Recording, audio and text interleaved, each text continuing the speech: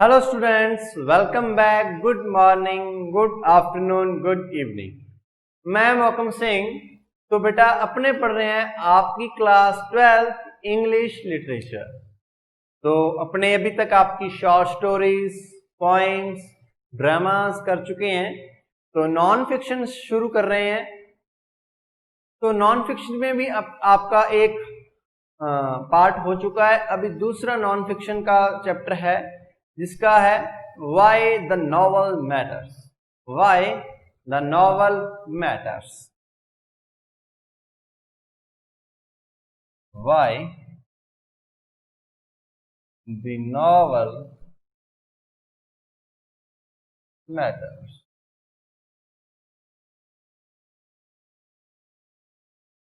तो जैसा कि आपको रूटीन अपनी पता ही है, सबसे पहले अपने डिस्कस करेंगे किसने लिखा है, कौन है, कहां से है। ऐसे अरे गहरे बंदे का तो नहीं है। अपने बड़े बड़े बंदों की चीजें पढ़ते हैं, फालतू की अपने पढ़ेंगे ही नहीं।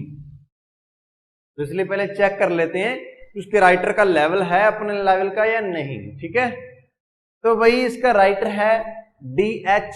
लॉरेंस, डेविड हर्बर्ट लॉरेंस, जिन्होंने ये नॉन फिक्शन का चैप्टर यानी कि एसे लिखा है।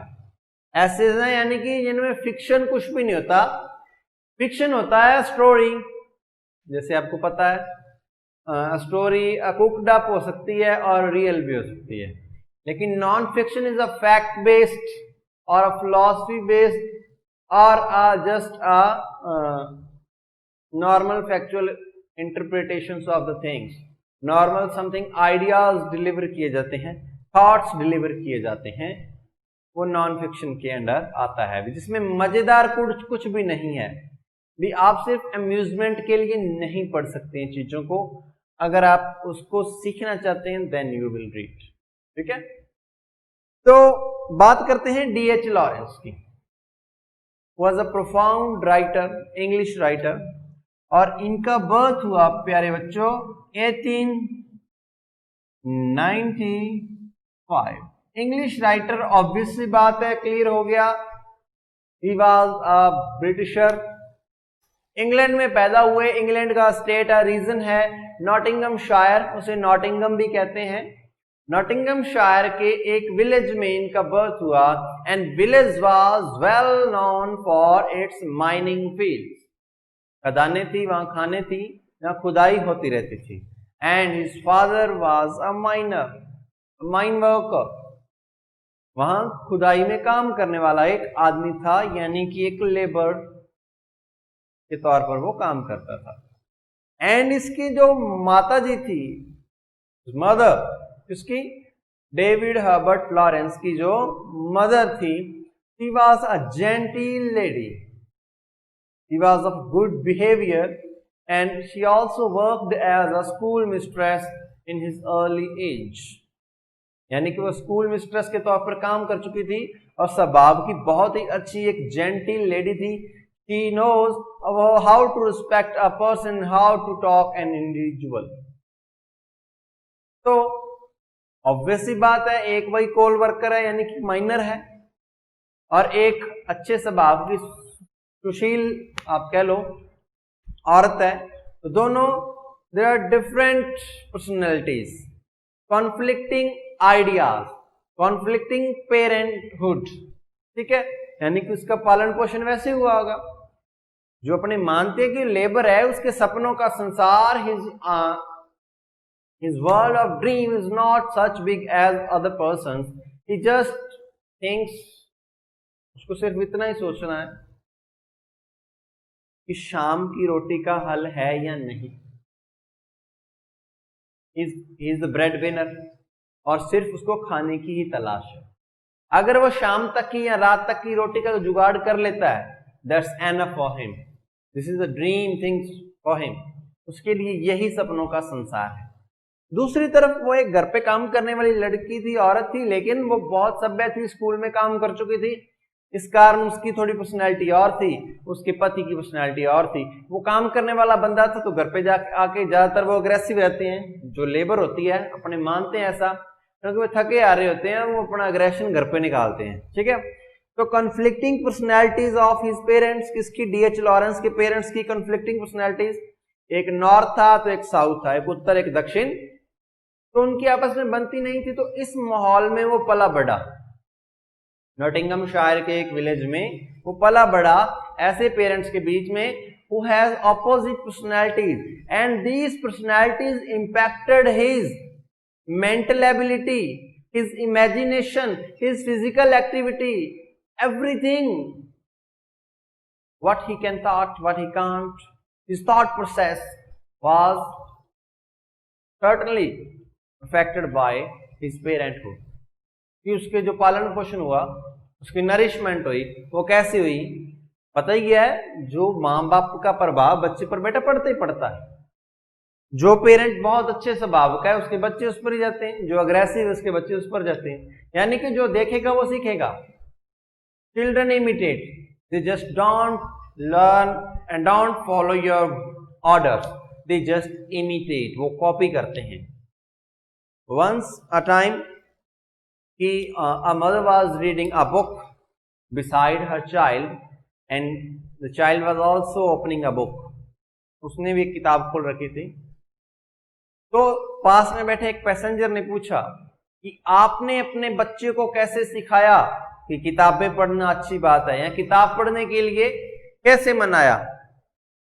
And the gorgeous lady replied that children don't follow and obey your orders, they just imitate us, वो सिर्फ हमें कॉपी करते हैं, ऑर्डर नहीं मानते हैं, तो जैसा वो देखते हैं वैसे ही करते हैं। so that's what happened, everything in the family his father and mother did, it impacted D.H. Lawrence's life, his thought process, and sometimes it affect on the other side। कई बार होता है कुछ बच्चे वैसा कॉपी करने लग जाते हैं, कई बार वो गलत को देखकर देखते हैं कि ऐसा मुझे कभी भी नहीं करना है, ये गलत है, मैं अपनी जिंदगी में ऐसा नहीं करूंगा। कई शराबियों के बच्चे शराबी बन जाते हैं, कई शराबियों के बच्चे देखते हैं कि शराब पीना बुरी बात है, मैं अपनी जिंदगी में कभी शराब नहीं पीऊंगा। तो that those things made him a great writer of the time, D.H. Lawrence, David Herbert Lawrence. तो what happened, he became a different kind of writer, different from his times, different from the other writers of his time. Like he wrote on sexuality, he wrote on emotional health, he wrote on spontaneity, he wrote on mental health, he wrote on instinct। sexuality पे लिखा, emotional and mental health पे लिखा, spontaneity पे लिखा, instinct पे लिखा। And what is instinct बेटा? Instinct is the thing you got inborn, आपको जन्मजात मिलती है। यानी कि विराट कोहली का जो बच्चा है होगा, ठीक है, आजकल चल रही है ना ट्रेनिंग, मीडिया वाले यही तो करते हैं। तो जो विराट कोहली का बच्चा होगा भाई, उसको उसके क्रिकेट रगों में होगी, बिकॉज उसका बाप खेलता है, उसके घर में यही बातें चलती होंगी। ठीक है, ओके, इसको और अच्छे समझाता हूं। जो शेर का बच्चा है, द कब, टाइगर कब, लायन कब, उसको पता होता है कि शिकार कैसे मारना है, उसके खून में है दहाड़ना, अग्रेसिव होना। सांप के बच्चे को, सपोलिए को पता है डंक कैसे मारना है, ये उसके खून में है, समझ रहे हैं। किरण के बच्चे के खून में दौड़ना कैसे उसको पता है, उसको सिखाता कोई नहीं है जंगल में जाकर। So these things are called instinct. The inborn qualities are called instinct, जो अपने आप अंदर से आती हैं, वो सिखाता नहीं है। So he wrote on these different things, different ideas, different topics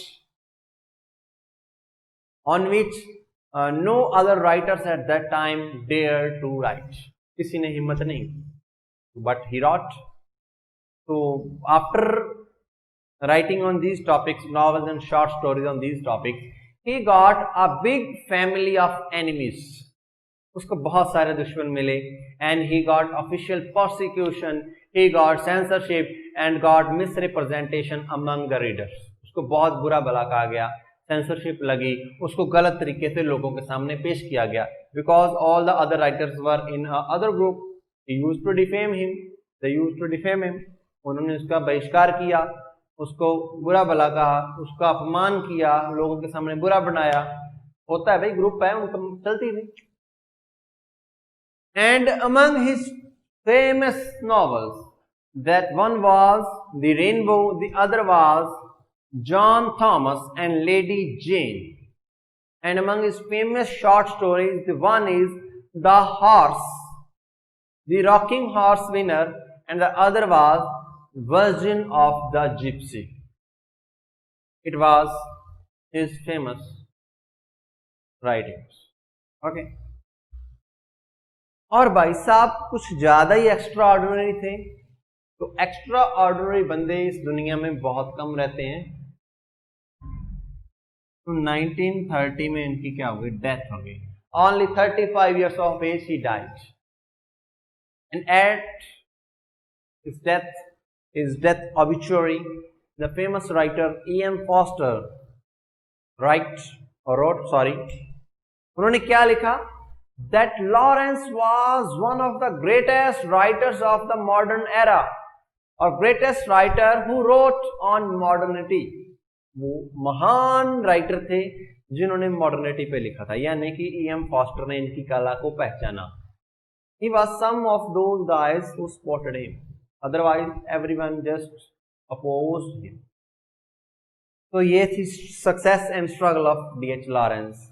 But after his death, he got famous. People supported him. As in the case of Sushant, no one supported him when he was alive. Almost all his pictures got flopped. But when he died, everyone became a super fan. People are like this. दुनिया ऐसे ही चलती है।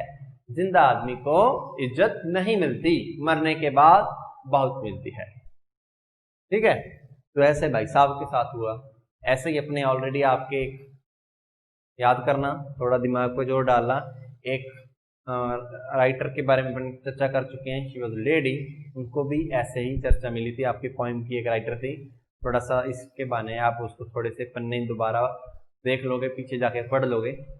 तो that's enough for D.H. Lawrence. Now move to the essay, the beautiful essay why the novel matters. In this essay, इस essay में वो क्या करते हैं, is just putting extra efforts and telling the benefits of the novels, is just saying why the novel is more important than other things in life, why the novelist is better than a pastor, a priest, a scientist and a philosopher. वो बताता है कि novel लिखने वाला आदमी बाकी professional वाले लोगों से महान क्यों होता है, अच्छा क्यों होता है। इन्होंने इस पर काफी चर्चा की। ओके, तो सारा ऐसे इसी बात पर है कि novelist is better than a philosopher, a scientist and a pastor. Pastor होता है अ प्रीस्ट, और यू कैन से अ फादर होता है जो चर्च में चर्च को हैंडल करता है, और in case you can say it's a saint, a religious character, and it's mention as a pastor और अ पार्सन, कुछ भी कह लो आप। ठीक है। तो प्यारे बच्चों, शुरू करते हैं ऐसे।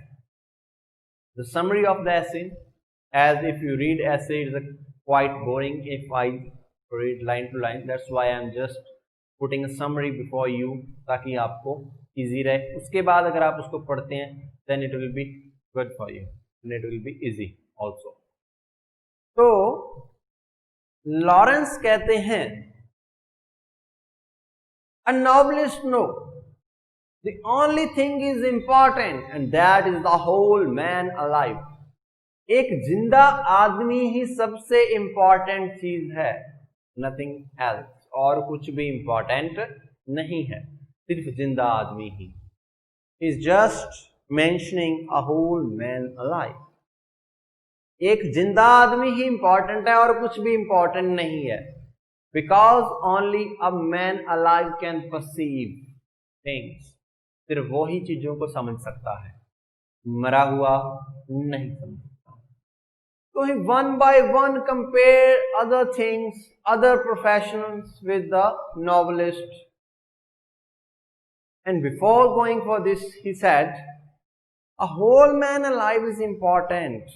with compared to lungs, with compared to kidneys, with compared to heart। अगर अपने सिर्फ दिल की बात करें वो इंपॉर्टेंट नहीं है, अगर सिर्फ किडनी की बात करें इंपॉर्टेंट नहीं है, सिर्फ हाथों की बात करें इंपॉर्टेंट नहीं है, सिर्फ माइंड की बात करें इंपॉर्टेंट नहीं है, सिर्फ थॉट्स की बात करें इंपॉर्टेंट नहीं है, इंपॉर्टेंट है तो होल मैन अलाइव, एक पूरे का पूरा जिंदा आदमी ही इंपॉर्टेंट है।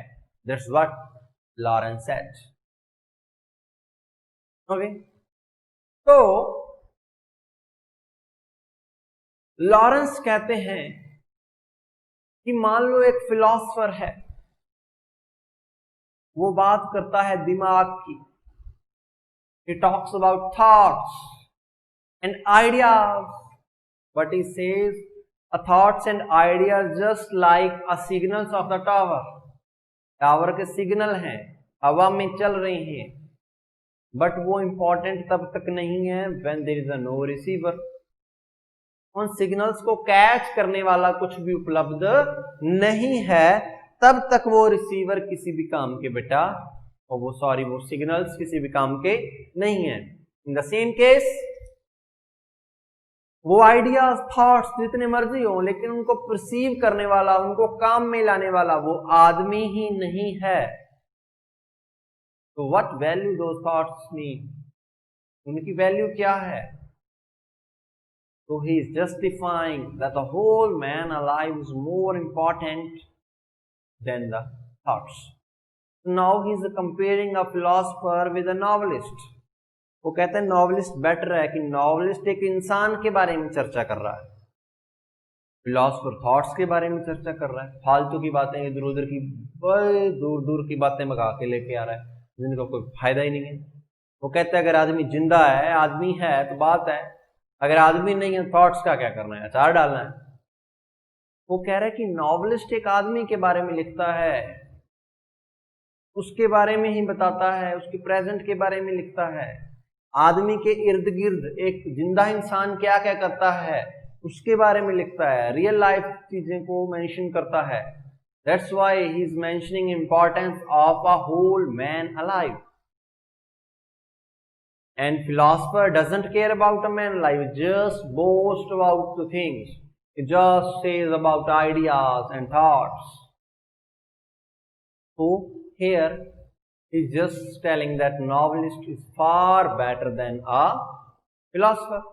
कि जो नॉवलिस्ट है वो बहुत ही ज्यादा अलग है, बढ़िया है किससे? एक फिलोसफर। अब now he goes ahead and compares a novelist with a scientist. वो कहता है साइंटिस्ट क्या करता है? Scientist doesn't find interest in a man alive, उसको जिंदा आदमी में कोई इंटरेस्ट ही नहीं है भाई। Scientist needs a dead man, scientist need a mind, scientist need a heart, scientist need lungs, kidneys, other body parts just to examine what is happening, what are those made of, what they function, कि वो part क्या करते हैं, किससे बने हैं। उनको सिर्फ मरे आदमी में इंटरेस्ट है, मरने के बाद उसको खोल लेते हैं और उसको देखते हैं। वो निर्जीव चीजों में इंटरेस्ट दिखाते हैं, ये किससे बना है, ये किससे बना है, इसमें कौन सा पार्टिकल है, what is this of, what is this, what is this. But a novelist only cares about a man alive. जो जिंदा आदमी है सिर्फ उसी के बारे में ही केयर करता है एक नॉवलिस्ट। वो उसी के बारे में ही चीजें लिखता है, वो उसी के इर्द गिर्द ही घूमता रहता है। Whatever he writes is only concerned to a whole man alive. So now again he tells that a novelist is far better than a scientist. Scientist को मरे आदमी से काम है या निर्जीव चीजों से काम है, बट एक नॉवलिस्ट को किससे काम है? द होल मैन अलाइव, एक जिंदा आदमी से काम है। Now he again goes and take a priest, a pastor, एक फादर को लेता है, रिलीजियस सेंट को लेता है और एक नॉवलिस्ट को लेता है, फिर कंपेयर करता है।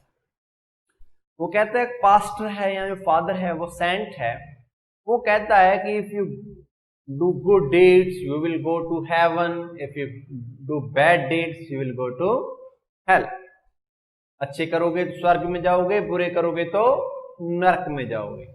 He says that a pastor or saint or religious person talks about life after death.